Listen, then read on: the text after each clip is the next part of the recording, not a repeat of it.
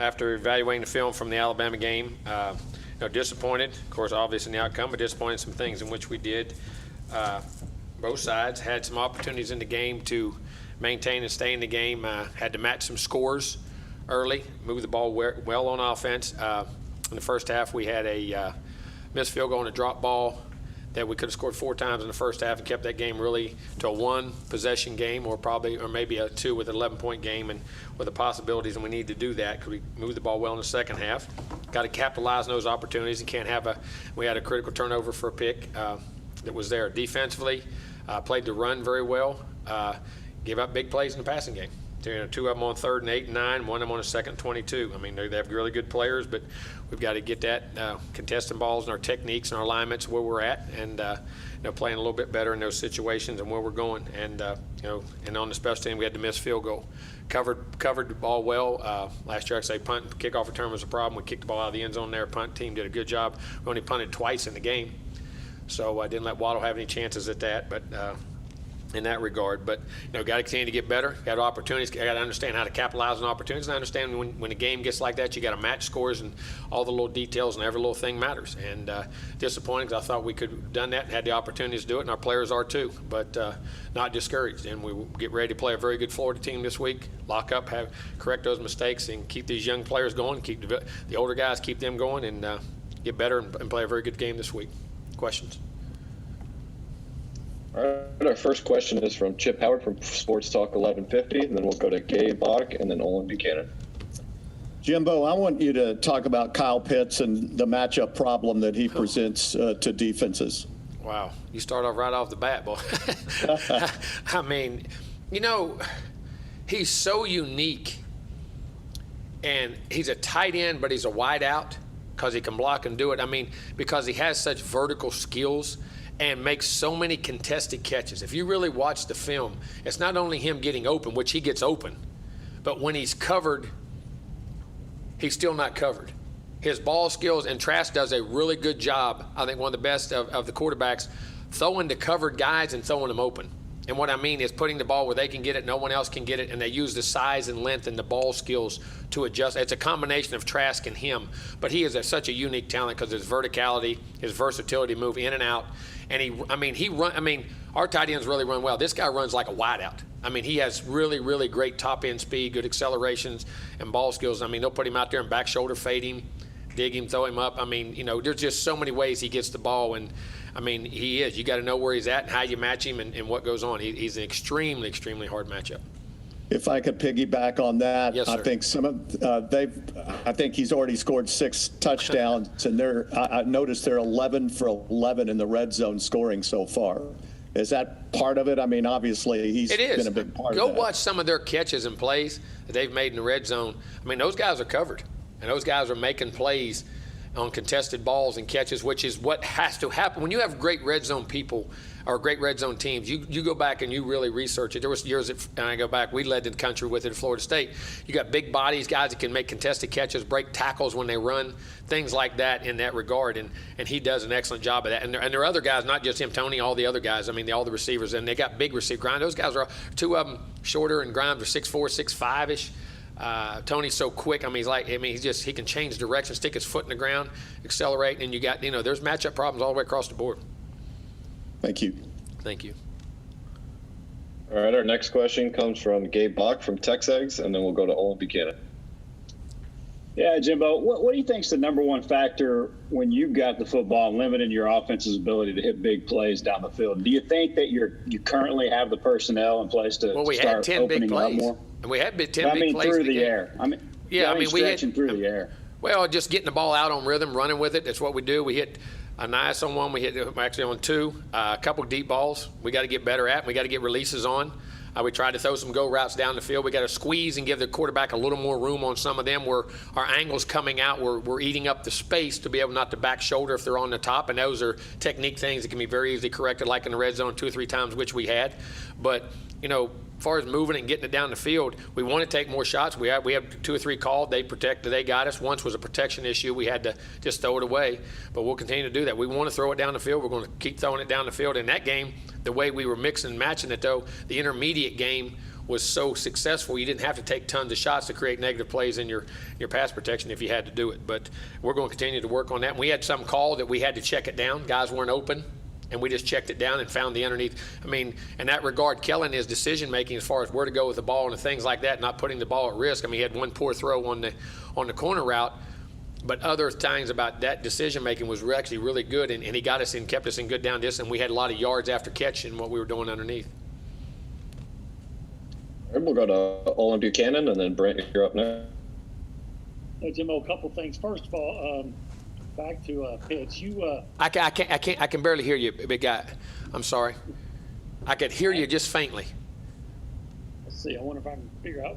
If you talk right there, I can hear you. Just go ahead. I can barely hear you. Go ahead. Okay.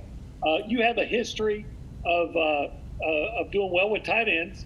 So does that give you a better frame of how to contain a guy like Pitts, considering that y'all use the tight end so much in your history? We have, but I mean, he has such versatility. He may even have more versatility than I've ever had in a guy because of pure size and just outright burst speed. I mean, and we've had some, like I say, really good ones.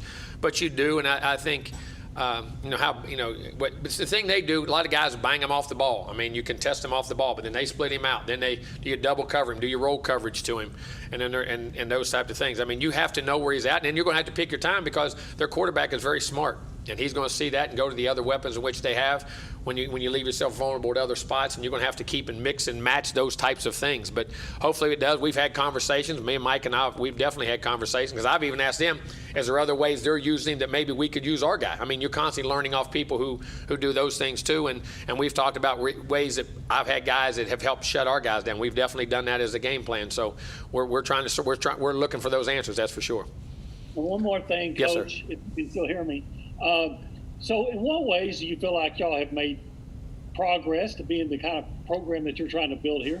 I mean, one, we expected to win the game. We first got it. We didn't expect to win those games. I think our physicality up front and the defensive line has become very good. I think even though in the secondary there's still some very good young players in there, older guys. There's some secondary wise. Our skill guys on offense, we run much better. We got good size coming in. We got some youth. We're creating more plays. We're moving the football consistently. Our young backs, are going to be really good players, and we'll keep getting these young guys in. Our offensive line in that game, we ran the football well. We didn't have a sack in the game, had some pressures, but before we had been, dominated up front.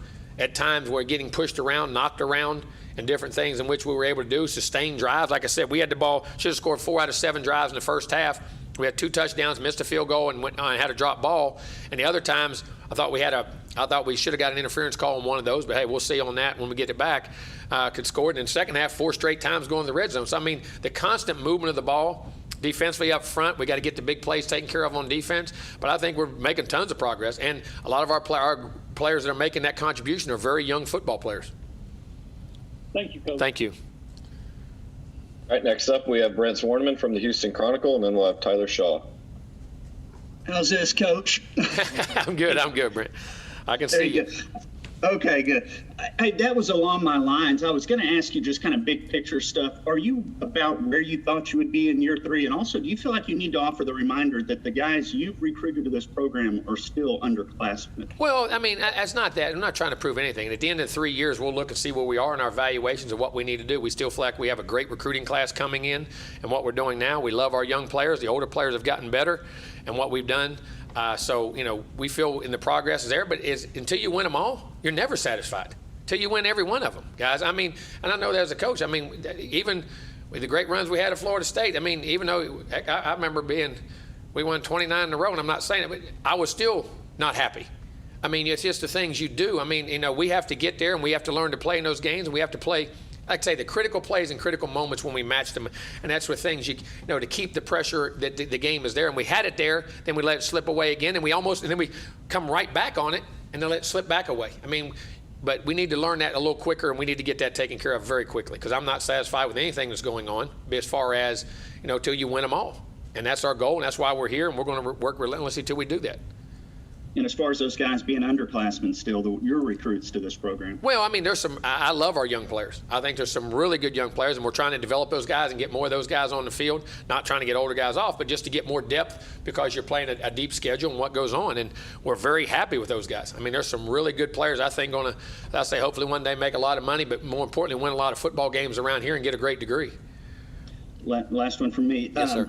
What went into the process of Haynes King coming in late and, overall evaluate Kellen's game? He had good numbers, and then going with Haynes late. He did. Kellen had good numbers. He had one critical mistake when he went on the throw. He's got to get that, and it was a right decision. And he had pressure, and he was trying to make the throw early because we had some pressure and we shouldn't have. But at the same time, making that throw miss a little more outside. The decision was good. The throw can't be left inside. And for this most part, decision making on the day was really good. A couple things we wish he had. There's 4 or 5 little throws and dinks. I wish could have found a check down one time, maybe on an option, keep pressing it. One time we did, but. I mean, he played a football game, but if you don't win, that doesn't matter. We'll continue to grind for those things and look at the things we can go, because there's always, when you got the football in your hand as a quarterback, the thing you take the responsibility of, that there's always more you can do because you have that control and you get the guys around you to do those things. But Haynes was, we want to get him on the field, get him playing, and as Zach, and I'm not disappointed in Zach. Zach has done a great job. They're right there playing, getting reps each and every day, both guys. But Haynes hadn't played, so I thought it was an opportunity right there, and they left their ones in the game. I mean, they're one on defense. Alabama never subbed the whole game on offense or defense. So there was, as far as it's little subs are normal, but they're a normal group of guys that played on offense and defense were there on offense all the way through to the end and on defense all the way through to the end. So I thought it was a very good opportunity to get him some time. Zach played some last year, and to get him some field time and just see how he reacted and what he did and where his development was. And I thought he did an excellent job. And like he says, it comes off to me, I thought you did. He said, yeah, and I left that ball inside. And that's ridiculous. I shouldn't have done that. But we should have gave him a lot more room. We have to help him with that route.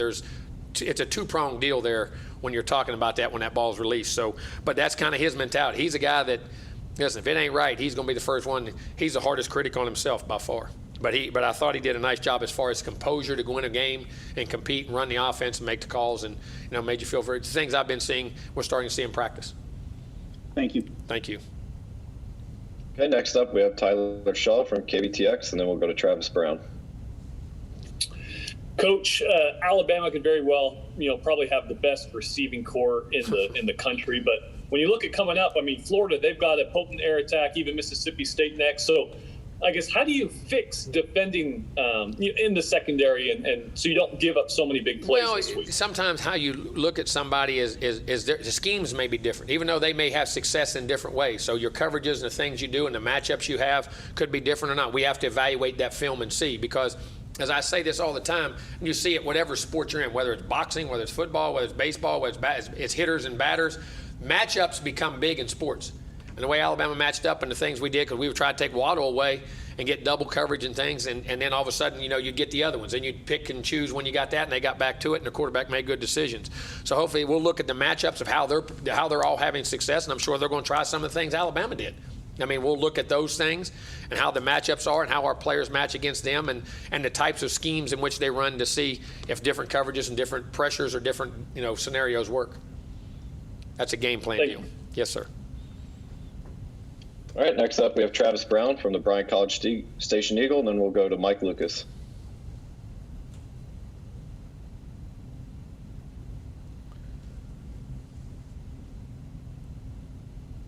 Travis, we can't hear you. Is he on there? Did he talk? I don't even see Travis. He's up there. Oh, there he is. You're on mute, Trav. You're on mute, buddy. You're off mute. Can you hear you? Can't hear him. Dadgum.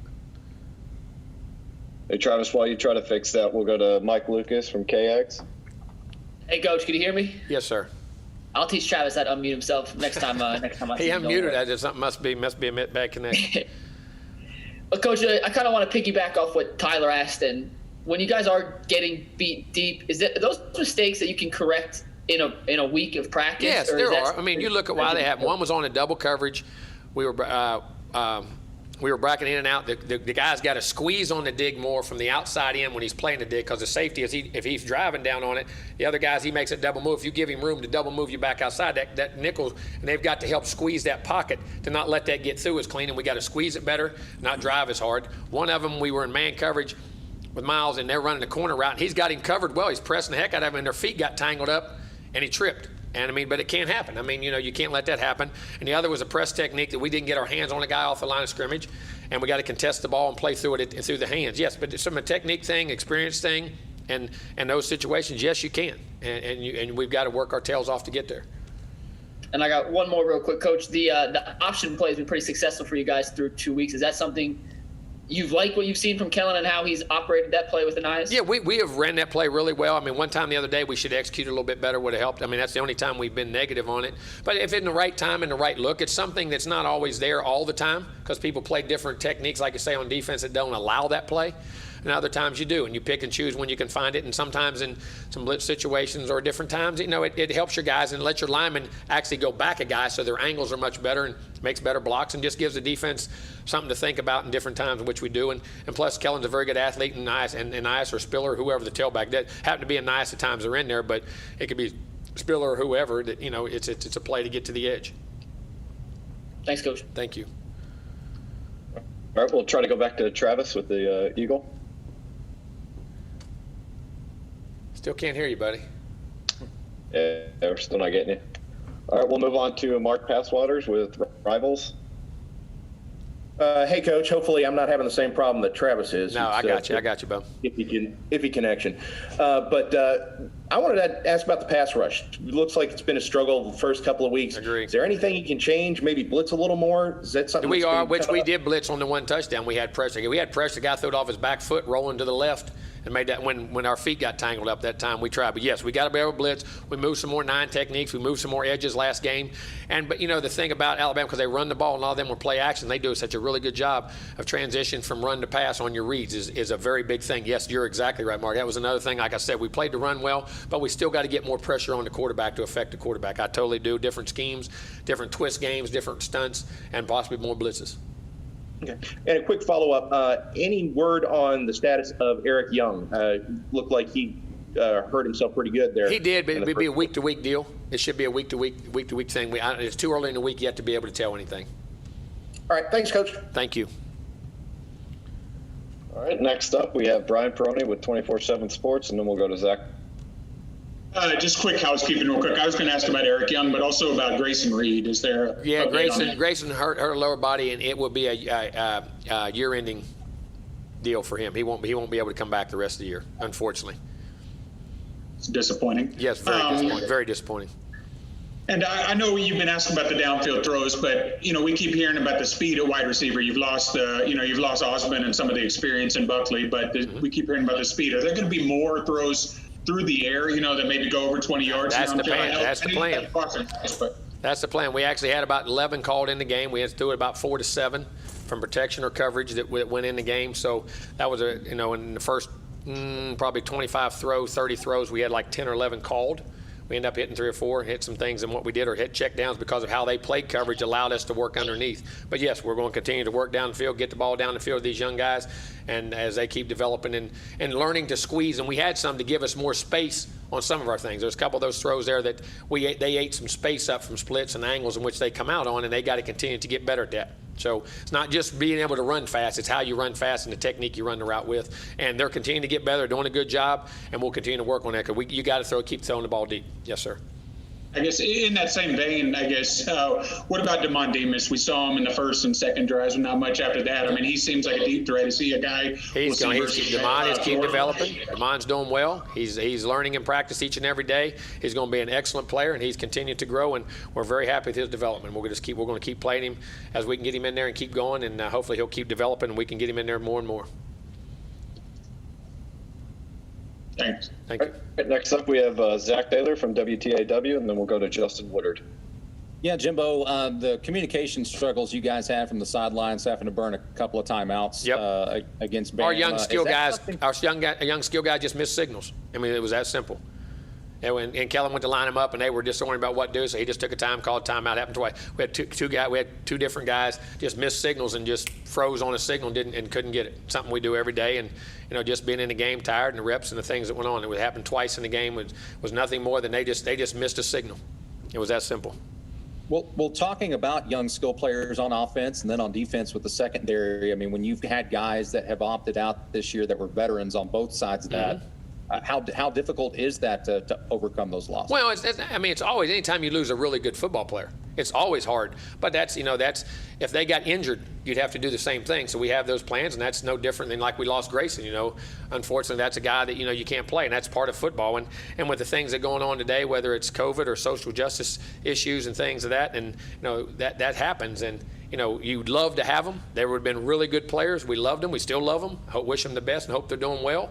And but would love to have had them here. There's no doubt about that. Thanks. Thank you. All right. Next up is Justin Woodard with KEGS, and then we'll go to Sam Kahn with ESPN. Coach, I know how the game flows dictates how you call a game, but can you run the ball better this week against Florida? Obviously, I know you probably pointed to that. Can you get a nice and 28 going a little bit more? Well, in our running game early, I was pleased with our running game. I thought we ran the ball well against Bama and kept a good mix in what we did. Then the score got out, and we had to just keep going. We tried to control it, but in the second half, but was not disappointed in our running game. Our linemen blocked pretty well. We had 3 or 4 balls. Man, we just come off. Had a chance to really come out of there if we get one more inch on the block. But yeah, our running game is coming. You're going to have to. I think you got to keep good balance because their defense coordinator is a great guy. I've known him a long time. He blitzes and brings packages, and you got to have balance. You can't get one-dimensional against those guys, and it helps us control the football at the same time. Even though we controlled it 37 minutes last week, it's still you got to be able to do that. And following up on that, obviously we've seen a lot of points being scored in the SEC. Can your offense get to the 38 and 40 points? Yes, we can. They're right there in the opportunities. What we're pointing at. So that's what's disappointing, that just little details of plays right there to do it. Not miss a field goal, not finish a drive down there. We had to go for it on downs down there once or twice that we got to get done. It's right there. They're right there to make. The yards were movement. We just got to finish in the red zone, have attention to detail in those critical situations. Without a doubt, we can. And both games this year, we both should have been in the 40-point total. Should have been in the 38 to 42-point total in both games. And we just got to finish that and do it. Okay, next up we have Sam Kahn with ESPN, and then we'll go to Robert Cessna, and then Gabe, you'll wrap us up. Jimbo, from an offensive standpoint, is there anything you can do schematically, or whether it's maybe simplifying things, just to help your offense get to the next level? No, we're not simple. They know what to do. Had nothing to do with that. Just the technique of how to do it and do it at critical times, and they not turn your head or drop a ball or things like that. Our guys know what to do and how to do it. It's just a matter we got to do it consistently over and over, because you'll do it 3 or 4 or 5 plays and you'll have one little slip up. We just got to do that more and more and more and more. And as their mental toughness and maturity grows, hopefully their execution will grow. And that's what you got to do. We got to keep repping the thing. We've repped the things. We've ran in the game in practice, and the guys have done a good job at it. We've hit them in the game. Same plays that we let down, we hit in the games for big plays. We just got to continue to do it and not have little mental lapses in where we're going. And when it comes to a program like Alabama, they obviously are the standard bearer in this conference. Mm-hmm. You've talked a lot about where you feel like your team is, but how do you narrow the gap between you guys and them? Keep working hard and recruiting hard. Keep working hard, working better, developing the culture of your toughness and mental competitiveness, and then keep recruiting very well. And you're going to have to get numbers of classes back to back. We've had 2 really good classes. The first class was a very good class, but then the second, third classes, when we got the full recruit, we've been excellent classes. We're on pace for another one, in my opinion, and you close it. And I think, and being on the field with them as good as they are right now, it has, and in my opinion, we have done a good job of that here, and I can see it on the field when we play them. I know it doesn't always seem like that in the scoreboard, but you can sense it from just the ability of how we move the football, different things in the game. We got to create some things on defense, but our fronts and some of the things we're doing, it is getting, in my opinion. But listen, they're always going to be there, so we're going to have to do that, or you got to play them each and every year. So we got to continue to recruit well and develop players, and keep player development. Thank you. Thank you. All right, next up we have Robert Cessna, and then we'll go to Gabe, and then we'll try Travis one last time, and that'll be it. Jimbo, I was wondering about your history with Mullen. Both you guys are offensive guys. I wonder what similarities you saw in his offense and your offense, and maybe some differences. Well, he's a spread guy, knows how to throw the football, but he also knows how to run the quarterback, which are both very similar to what we both have done in our past. We've been from no huddle. We've been wide open, no huddle, to conventional or whatever you do. He has a great offensive mind. I think Dan does a great job. And we are probably, if you look at the films, we're very similar in a lot of different ways. Runs we run, passes we throw, things we do. And, Mississippi State, when I was at Florida State, I'd often call him on, guys, teams he played in the SEC, when we were playing there, to get an opinion on something, do things. And I think he's a really good guy and a really good football coach. Thank you. Thank you. We'll go to Gabe Bach with Texags. Yeah, Jimbo, while we're talking Florida, how about Kyle Trask? I mean, this guy didn't start in high school because he was behind De'Aaron King. How cool is that story? And is this a shining example of how good quarterbacks can come from all kinds of places and backgrounds? Shows you how recruiting things go, doesn't it?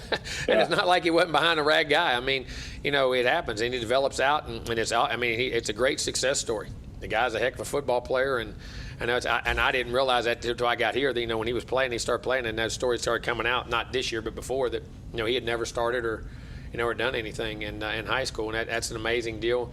And for them to be able to recruit him and get him in the first place, that's even more amazing, probably so. But you know, you hear stories like that for all the big time recruiting situations that happen. There's still those stories out there, and there's still guys out there who work and grind and continue to get better at in college as they go on, and then they get their opportunities and take advantage of it. I mean, he's done a heck of a job. All right, we'll go to Travis. We'll see if this works. Do you read me? There we go. There we go. Yes.